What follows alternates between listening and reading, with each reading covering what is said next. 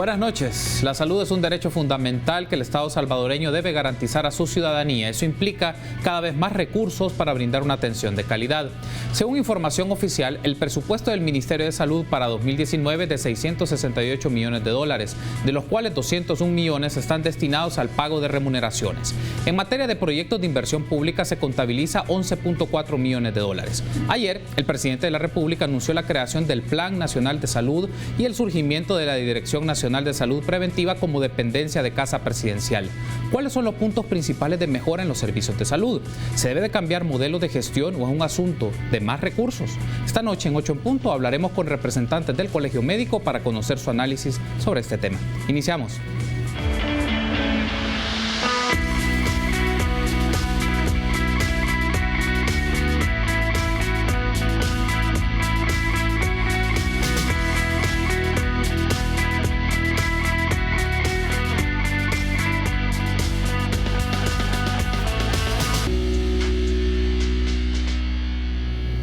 Bienvenidos a una nueva edición de 8 en punto. Les saluda Carlos Monterrosa. En esta ocasión del miércoles 28 de agosto vamos a hablar del anuncio del Plan Nacional de Salud y Vigilancia Epidemiológica. Y es un gusto para mí recibir en este set a Milton Brizuela, presidente del Colegio Médico, y a Carlos Ramos Hines, miembro de la Junta de Vigilancia de la Profesión Médica. Buenas noches, bienvenidos a 8 en punto. Bienvenido, Milton. Bueno, gracias, Carlos. Un placer estar con usted y su audiencia. Gracias por tomar la invitación, Carlos. Buenas noches y gracias por la invitación. Les invito a que veamos la siguiente nota introductoria. La salud siempre ha sido una de las principales demandas de la población. El nuevo gobierno de Nayib Bukele aseguró que harían un gran esfuerzo por mejorar la atención a la población. Que es infraestructura, el recurso humano, medicamentos y trabajar el primer nivel de atención. Necesitamos desaturar los hospitales especializados, los centros especializados y que los problemas de salud se resuelvan en el primer nivel de atención. El desabastecimiento de medicamentos ha sido uno de los más grandes problemas en el sistema de salud. Y en los primeros días lograron algunas acciones, entre estas, un donativo recibido de la Fundación Jerusalén, valorado en 5 millones de dólares. Buscar los mecanismos para agilizar la entrega, ¿verdad? Habrá algunos que tienen un periodo un poquito más corto de vencimiento, que tendremos que ser más ágiles para que llegue a la población salvadoreña. Otro problema que han tenido que enfrentar son los casos de dengue que llevó a las autoridades a fortalecer los esfuerzos para su combate y que a la fecha ya registran 1.152 casos reportados y 5 fallecidos confirmados, entre estos 4 menores de edad. Estamos en una situación en la que sí hemos estado en una crisis, pero vamos en franco descenso. Este 27 de agosto el presidente Nayib Bukele convocó a conferencia de prensa para hacer un anuncio importante, el lanzamiento del Plan Nacional de Salud, que incluye la creación de la Dirección de Salud Preventiva. Queremos quitar esa visión de dar servicios y pasar a la visión de tener una población saludable. Con solo eso, con solo cambiar esa visión, entonces ya cambian las prioridades, ya cambian las acciones. Porque si mi objetivo como persona, como ciudadano, es estar saludable, mi objetivo no es ir bastantes veces al hospital o que me operen 10 veces. El mandatario aseguró que esto significará cambios drásticos, como el abastecimiento del 100% de medicamentos en los primeros 100 días de gobierno, así como la reducción de los tiempos de las cirugías. Para 8 en punto, Alonso Castillo. Muy bien, agradecemos a Alonso Castillo esa nota introductoria que nos permite contextualizar la plática. Iniciemos directamente, Milton, desde la postura del Colegio Médico y ante las condiciones del país. ¿Cuáles consideran ustedes que son los componentes principales que un plan de salud debe tener pensando en el corto y mediano plazo? Bueno, nosotros consideramos que los niveles de atención tienen que ser fortalecidos. O sea, los mensajes que dan las autoridades son positivos y lo analizaba en otros medios de comunicación.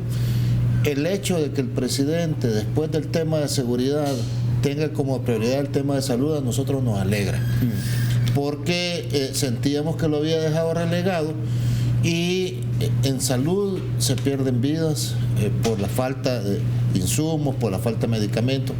Entonces, nosotros estamos claros que el enfoque tiene que ser un enfoque preventivo, un enfoque de promoción de la salud, pero no tenemos que dejar de lado que ya en este momento tenemos personas que ya están sufriendo de enfermedades, las cuales necesitan una atención y que esa atención sea brindada con dignidad, pensando en la dignidad de cada ser humano. Entonces, el mensaje es positivo, pero sí queremos conocer a más detalles cómo se va a realizar. Queremos ver mensajes claros en el sentido de que el presupuesto de la nación se va a presentar ahora en septiembre. Sí. Entonces nosotros creemos que si realmente esto va a ser efectivo, se tiene que ver reflejado en el presupuesto de la nación. Si no, va a ser quizás una propaganda. Entonces el llamado es a que nos den esa información. Nosotros realmente, a pesar de que hemos hecho análisis técnicos de la situación del país, por la relación que se tuvo con los gobiernos anteriores, no hemos tenido acceso a información confiable, digámosle, porque nosotros siempre hemos tenido de que la información de los gobiernos anteriores no era una información confiable. La ministra actual nos lo ha confirmado. Ella ya ha dado declaraciones donde dice que se ocultó información o se maquillaron informaciones. Entonces quisiéramos ver el análisis de la situación que se tiene en este momento del sistema de salud. La señora ministra lo adelantó en algunas entrevistas. Ella dijo que en 60 días iba a tener un análisis de la situación del sistema hospitalario y del sistema en general.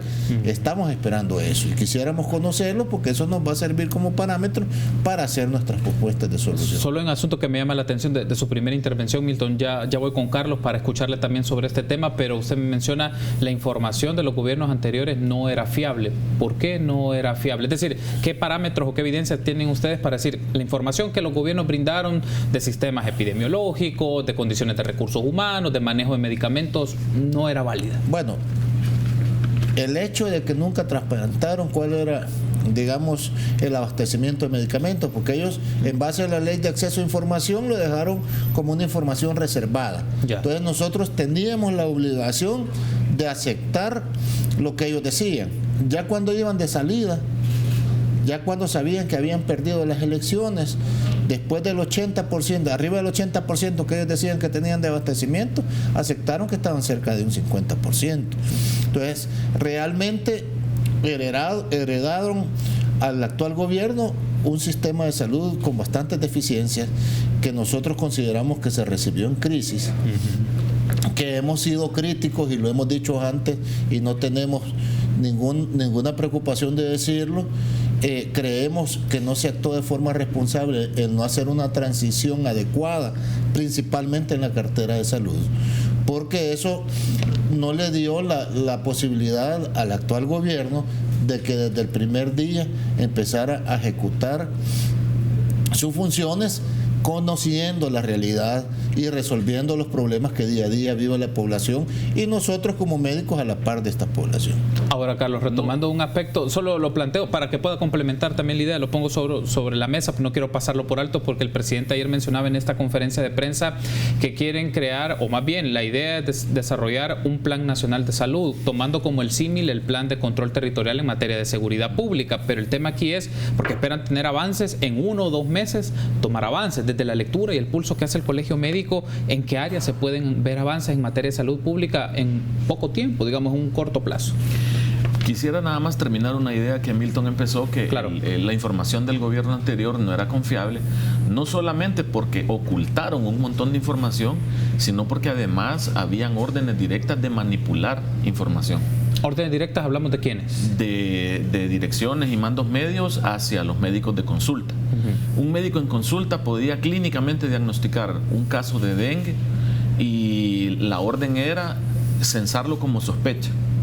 Entonces habían un montón de casos de dengue que, como no tenían la serología para certificar que de eso se trataba, aunque clínicamente fuera un caso clarísimo, entonces a los censos epidemiológicos no entraba como dengue, sino como sospecha.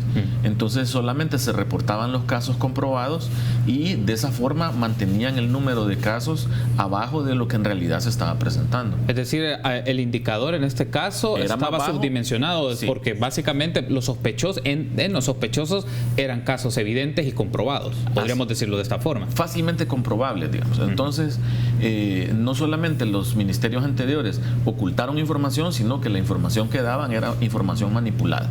Y estadísticamente presentaron lo que ellos quisieron. Lo de los porcentajes de abastecimiento es una cosa.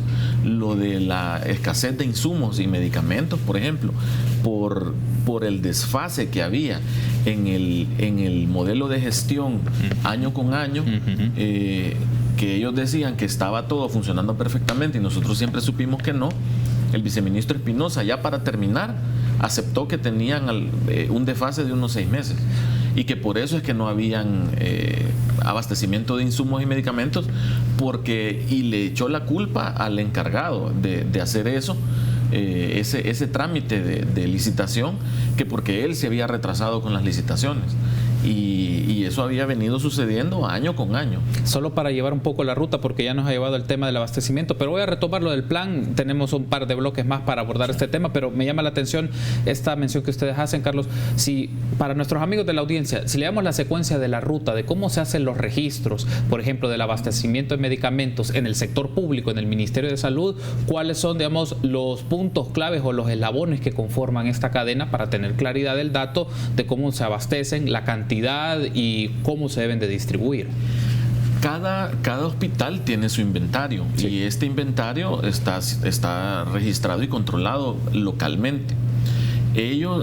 Cada centro, digamos, tiene que prever cuál va a ser su uso el siguiente año basado en sus características locales, las cantidades de consulta, la población de su área geográfica de influencia, los principales diagnósticos y el histórico del consumo. O sea, toda esa información se tiene. Entonces, cada centro prevé o presupuesta cuál va a ser su gasto el año siguiente y lo presenta al ministerio entre julio y agosto. El ministerio se encarga de consolidar todo esto entre agosto y septiembre para licitar entre septiembre y octubre, adjudicar en noviembre, para que en enero ya está recibiendo lo que se ha comprado en las licitaciones que se han hecho. Pero año con año nosotros nos dábamos cuenta que era febrero, marzo, abril del año en que ya debería de estar entregados los medicamentos, y a esas alturas todavía no se habían ejecutado las licitaciones. Entonces eso fue responsable en gran medida del gran desabastecimiento de todo lo que ha habido en estos ministerios anteriores. Muy bien, tengo que hacer una pausa. Al regresar seguimos abordando este tema, los anuncios que se han hecho de un Plan Nacional de Salud, de una Dirección Nacional de Salud Preventiva, entre otros aspectos. Volvemos.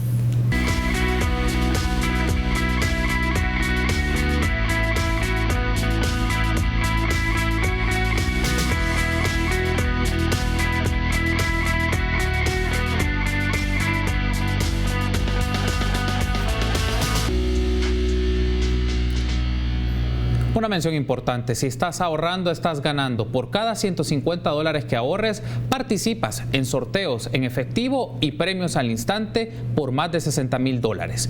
Ahorra y gana con Banco Promérica. Continuamos entonces en este espacio de entrevista 8 en punto, y en este momento vamos a establecer un enlace telefónico con el diputado Juan Carlos Mendoza del Grupo Parlamentario de Gana y miembro de la Comisión de Salud de la Asamblea Legislativa.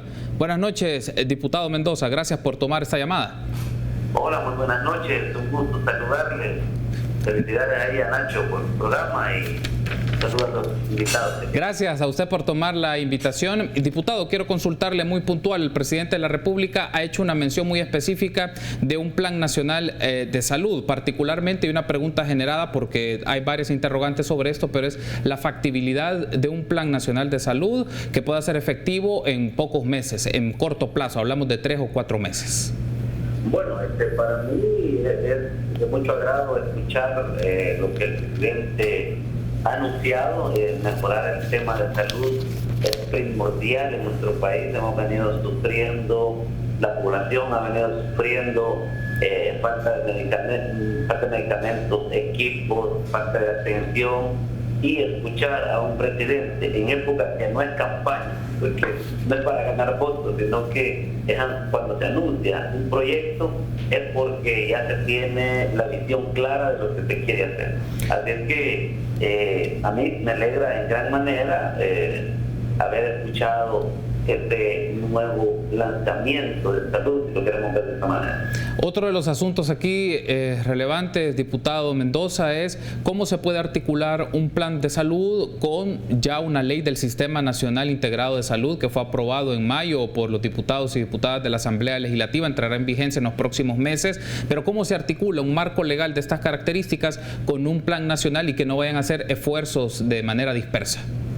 Sí, la verdad que debe de entenderse que hay una nueva ley la cual permite mejorar, y en un sistema integrado de salud, una de las cosas principales que se buscó cuando se hizo la ley es buscar que los recursos que ocupa la institución sean hasta cierto punto, una, bien administrado, y dos, que unifique precios, criterios, y eso es lo que se pretendió en el proyecto de ley. Entonces, yo creo que el presidente, pues, en la idea de mejorar la salud para los salvadoreños, debe de también acoplarse a una ley de integración en salud.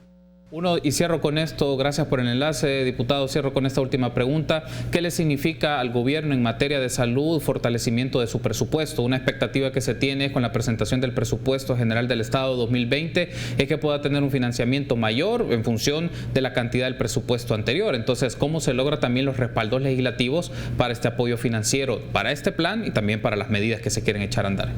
Sí, bueno, nosotros como fracción legislativa de Gana estamos claros de que vamos a apoyar al presidente, y más cuando se trata en el tema de salud. No vamos a reparar o obstruirle su trabajo, al contrario, vamos a apoyarle, vamos a respaldarle.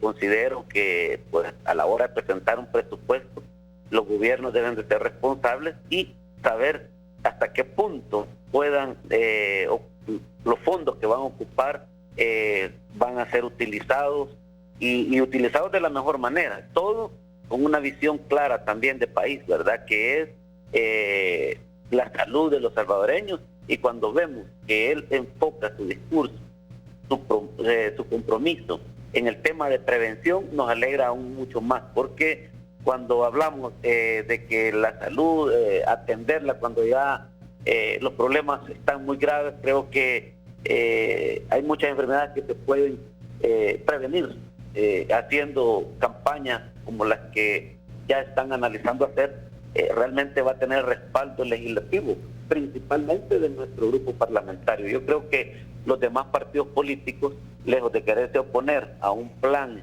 de gobierno que va a mejorar la salud, deben de ir pensando ya también en sumar este esfuerzo para que la población, pues, tenga un mejor sistema de salud, mejores hospitales, mejores equipos. Y bueno, también mencionar que ahí él ha comprometido su palabra en decir que también más personal, ¿verdad?, idóneo para poder atender a la población. Ok, quiero darle las gracias entonces, diputado Juan Carlos Mendoza, por este enlace telefónico y darnos sus primeras reacciones ante este anuncio del Plan Nacional de Salud. Gracias y buenas noches. Gracias por haber estado con nosotros. Muy amable. Gracias. Buenas noches. Bueno, muy bien. Entonces, ahora regresando un poco a la discusión que tenemos en el set con nuestros invitados, Milton Brizuela y Carlos Ramos Hines. Uno de los asuntos que traemos pendientes, Milton, es el presidente mencionó la creación de una Dirección Nacional Preventiva, pero se menciona como una dependencia de CAPRES. Aquí hay varias preguntas derivadas, pero resulta organizacionalmente viable tener una dirección nacional preventiva en el campo de salud que dependa de la presidencia y no necesariamente del Ministerio de Salud. Bueno, habría que revisarlo. Desconocemos, digamos, organizacionalmente cómo va a estar, a dónde va a estar posicionado en el organigrama del ministerio o de Casa Presidencial esta dirección. Nosotros creemos que el país sí se tiene que enfocar en la promoción y en la prevención de la salud, pero no dejemos dejar de lado las personas que ya están enfermas. O sea que tenemos problemas con un presupuesto insuficiente para resolver los problemas de los salvadoreños que cada día buscan solución de sus problemas de salud. La señora ministra, en la introducción que usted puso, enfatizaba en eso. Hay que fortalecer el primero y segundo nivel, pero no solo se trata de fortalecerlo, digamos, en discursos. O sea, tenemos que ingeniarnos como para que especialistas vayan a trabajar al segundo nivel de atención. Se necesitan incentivos. Los salarios que les pagan a los profesionales de salud no van acorde con el nivel académico, no van acorde con la responsabilidad y el riesgo laboral que tienen. Hay una lucha de un grupo de profesionales que están en proceso de formación, los cuales trabajan y sacan un gran porcentaje de la atención del primer nivel y no tienen ninguna remuneración, muchos están ad honorem. Entonces creemos que todo eso se debe de trabajar, porque la satisfacción del paciente que llega depende de cómo se siente este profesional o este trabajador de salud. Entonces el llamado es a que hagamos un enfoque digamos más sistémico del tema. Otra cosa es también el tema de percepción. Las personas no confían en que en el primer nivel de atención les van a resolver su problema.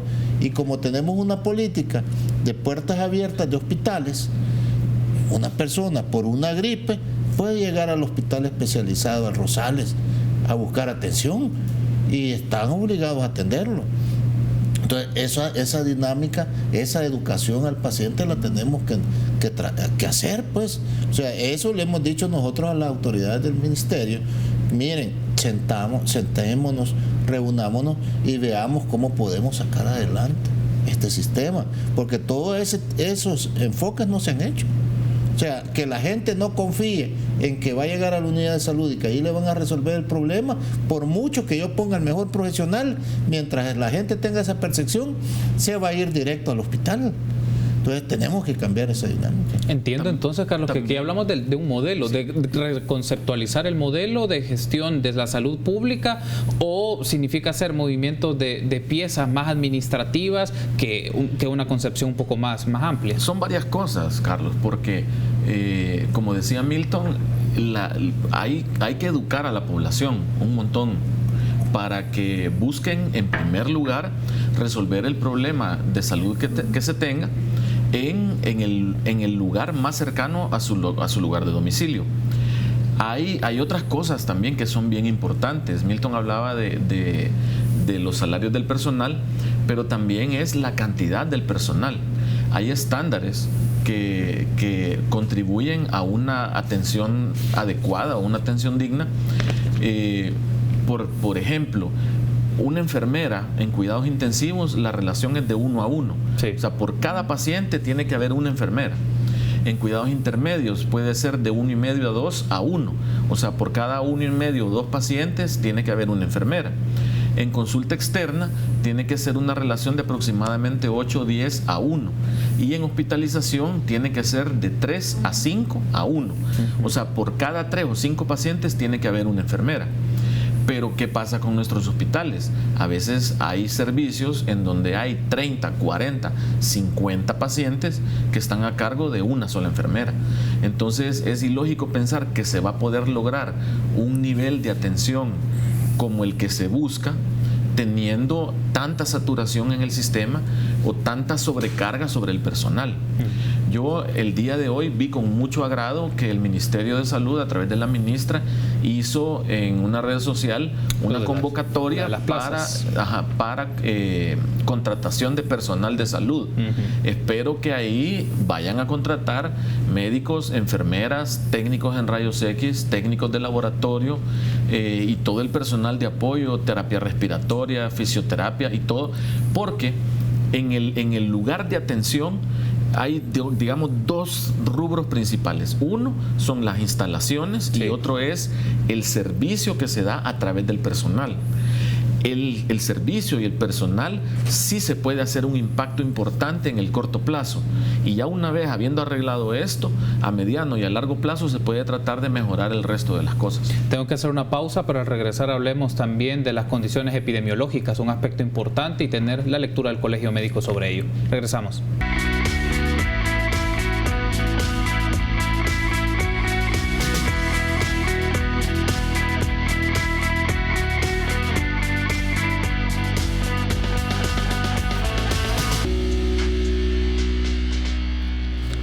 Seguimos platicando en la noche de este miércoles 28 de agosto en 8 en punto con Milton Brizuela, presidente del Colegio Médico, y con Carlos Ramos Hines, miembro de la Junta de Vigilancia de la Profesión Médica. Ahora hablemos un poco del tema de la vigilancia epidemiológica. Quiero pedir a producción nos puede poner en pantalla un full sobre el corredor endémico del dengue hasta la semana 34, según lo publicó la Dirección de Vigilancia Epidemiológica del Ministerio de Salud. Creo que esto es importante. Para la semana 34, el Ministerio de Salud registra descenso de casos por tercera semana consecutiva. Es hora de darle golpe de gracia al dengue, no le hemos tregua al zancudo. Bueno, eso es, y ahí está el gráfico. Podemos mantener un poco el gráfico ahí. Me gustaría, en este caso, Milton, que nos pueda explicar un poco para la audiencia qué significa esta idea de este gráfico, porque ahí vemos cómo lo califican por colores. En rojo es la zona de epidemia, en amarillo la zona de alerta, en verde la zona de seguridad y en negra es la tendencia que se ha tenido según los registros que hace el Ministerio de Salud.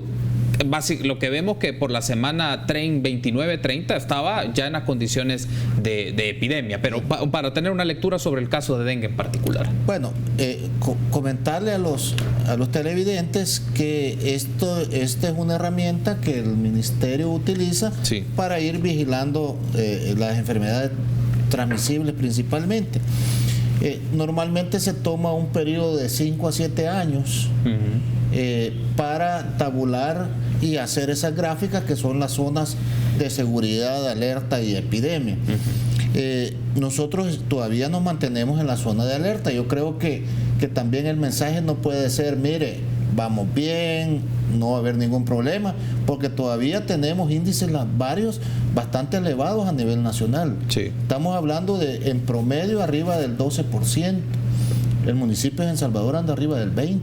O sea que tampoco nos podemos confiar. Acabamos de pasar un periodo de lluvias. Normalmente cuando hay periodo de lluvias se barren, digamos, los criaderos de zancudos, se lavan los criaderos de zancudos y siempre hay una disminución. Nosotros como gremial, como el lunes era el Día Nacional de la Lucha contra el Dengue y hay un decreto ejecutivo que lo celebra de esa forma, el día sábado hicimos un foro para hacer un análisis de la situación. O sea, sí se ve bien que digamos que la gráfica haya disminuido un poco, pero eso no significa que podemos cruzarnos de brazos, al contrario. Y eso lo decía el mismo encargado de vigilancia epidemiológica del ministerio, que participó en las ponencias del día sábado en el Colegio Médico. Tuvo presente también el representante de enfermedades transmisibles de OPS y un infectólogo y salubrista del Colegio Médico.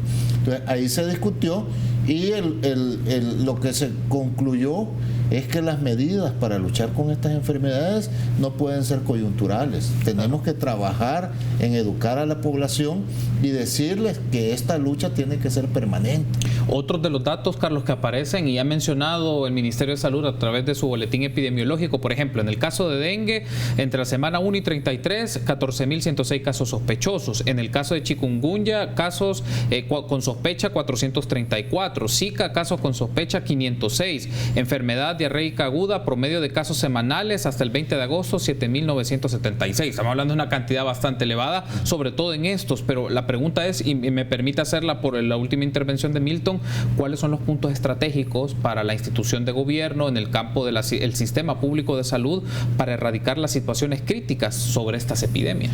Realmente es lo que mencionaba Milton, es educación a la población.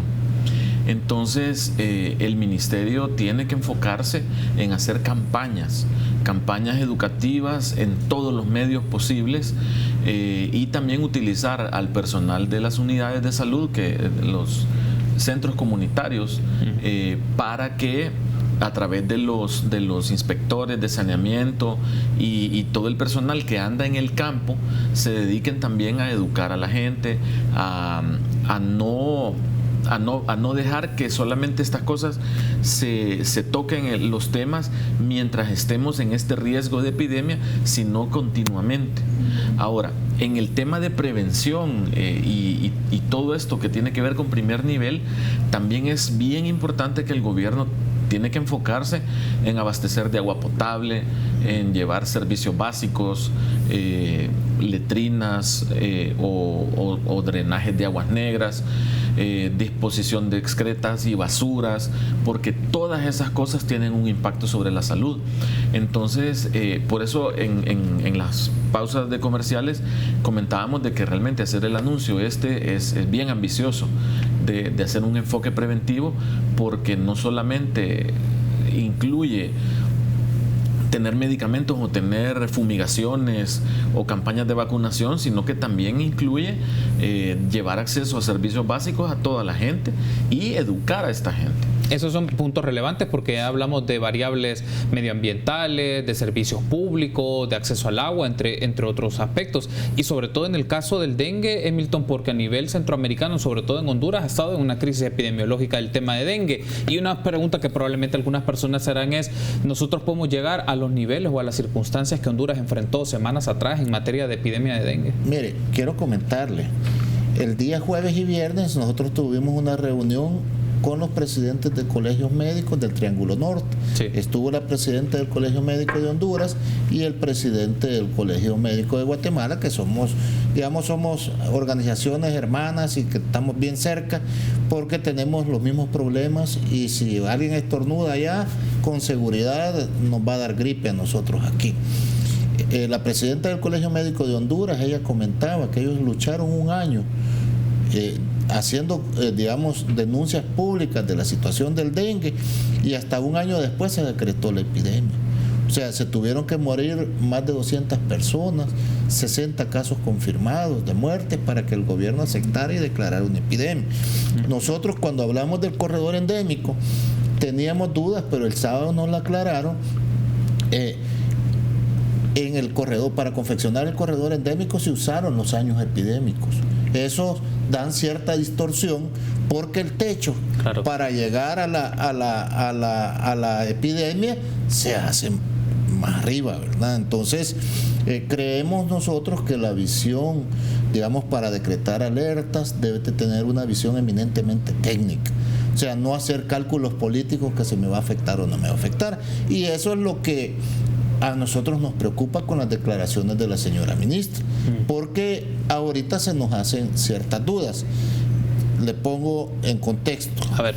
En las situaciones como la que estamos viviendo, con más de 14,000 casos, el ministerio, y generalmente así se maneja, tomó decisión de que los casos sospechosos se consideran como casos de dengue. No se pueden confirmar porque tendríamos que tomarle pruebas a todos, y al hacer eso implicaría que el gobierno tendría que hacer un gasto de recursos económicos bastante grandes. Entonces el manejo se les tiene que dar como que tienen dengue. Entonces, pero la señora ministra, en declaraciones en una entrevista televisiva, dijo que habían cerca de 1,000 casos, que después se le había comprobado, que al final clínicamente se comprobó que no era dengue, y que eso se deberían de excluir de los datos, y eso no se puede hacer. O sea, la forma en la que salud pública y la epidemiología maneja estos casos es como le estaba explicando. Todos los casos sospechosos se consideran casos, de dengue, porque no le podemos hacer estudios a todos. Deja la impresión un poco, Milton, por lo que menciona, y escucharle también, Carlos, sobre esto, es que no hay una metodología estandarizada para estos temas de definir no solamente la medición de casos sospechosos a casos ya efectivos, pero también la capacidad de reacción y de tratamiento ante un escenario cuando se va a ver el incremento de visitas a los médicos, de las personas que empiezan a mostrar esa sintomatología. Es decir, no hay una metodología para tener más precisión de los datos, y eso les permita reaccionar y no hacer un gasto innecesario donde no lo hay, probablemente, y en otras circunstancias reaccionar con mayor capacidad. Lo que pasa también, Carlos, es que medicina lamentablemente no es una ciencia exacta, y es también una mezcla de ciencia y arte. Entonces, y nosotros además manejamos pacientes, no cuadros clínicos, porque hay pacientes que se presentan a las consultas con los cuadros clínicos calcados de lo que está descrito en los libros. Pero hay pacientes, y sobre todo en los últimos años, se han visto cada vez más frecuentemente presentaciones inusuales. Entonces, cuando, por ejemplo, nosotros hemos aprendido que una enfermedad viral como el dengue tiene predominio de cierto número de porcentaje de células en un leucograma, aquí hemos tenido pacientes que se presentan con una fórmula en el leucograma completamente distinta. Entonces eso tiende a hacer más difícil los diagnósticos, sobre todo en las etapas iniciales. Entonces sí, digamos que hay como un árbol de decisiones, pero no es exacto. Y para comprobarlo se tienen que hacer los exámenes serológicos, pero esto, como decía el doctor Brizuela, implicaría un gasto millonario por parte del gobierno. Y también no sería práctico estarle tomando serología para dengue a todos los pacientes que consulten por esto o que se tenga sospecha de eso. Tengo que hacer una pausa y al regresar pues vamos a leer algunos de los comentarios o preguntas que usted ha hecho a través de nuestras redes sociales. @8en punto es el espacio en Twitter, pero también a las personas que lo están haciendo a través de la transmisión de Facebook Live. Regresamos.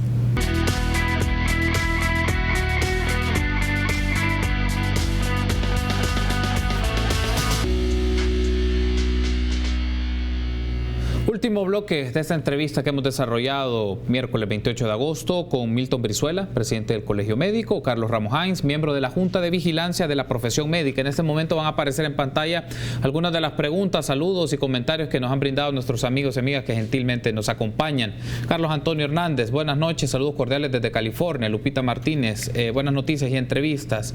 Ceci Sarabia, que le vaya bien y bendiciones. Bueno, agradecemos a las personas que están a la expectativa y están saludando este espacio de entrevista.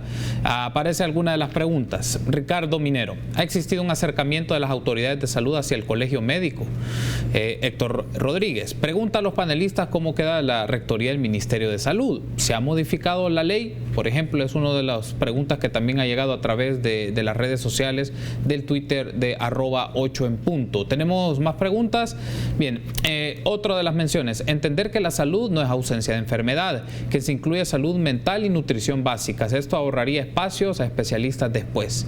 ¿Qué pasa? Mencionan con el mal manejo de fondos que se hace en Fosalud y un maltrato a los empleados. En 14 años solo han aumentado $80. ¿Tenemos otros más? Bueno, me parece bien el Plan Nacional de Salud. Bueno, son algunos de los comentarios que han llegado a través de las redes sociales y eso nos permite interactuar un poco más y quiero aprovechar e incorporar un elemento que nos puede servir en los últimos minutos de esta plática. Pedir a producción nos pone un full pantalla de una nota que recientemente se divulgó por los periódicos, en este caso del diario de hoy, sobre las plazas del sector salud, que fue un tuit también que la ministra de Salud divulgó hace pocas horas y eso nos permite también incorporar un elemento en contexto para que aparezca en pantalla. Gobierno abre 600 plazas para el sector salud, sindicatos cuestionan proceso de contratación. Esa es del diario de hoy, con esta fecha de este día. Bien, hay un aspecto aquí, Milton, y tener una reacción a algunos de los comentarios y luego escuchar a Carlos sobre este tema de las plazas. Bueno, con el tema de la reunión con las autoridades, ya en funciones no hemos tenido oportunidad de reunirnos con ellos.